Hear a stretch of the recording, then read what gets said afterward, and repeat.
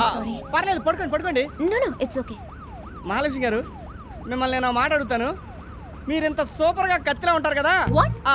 అంటే మీరు చాలా బాగుంటారు కదా. మరి ఆ పాతకాలం నాటి మహాలక్ష్మి ఏంటండి? ఏదైనా మోడర్న్గా కత్రినా కైఫ్, కరీనా కపూర్ పెట్టుకోవచ్చు కదా.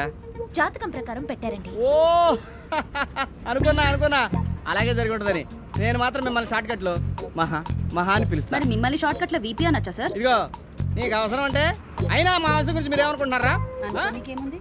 మా నాన్న సర్దార్ పాపారాయుడు, బొబ్బిలి పులి, కొండవీటి సింహం. ఎన్టీఆర్ గారి సినిమాలుగా సార్. అరే నాకు తెలుసురా, ఆయన మా నాన్న ఫ్రెండ్. అయినా మా వంశంలో మీ ఇళ్లలో కుక్కల్ని పిల్లలు పెంచుకున్నట్టు పెంచుకోరు.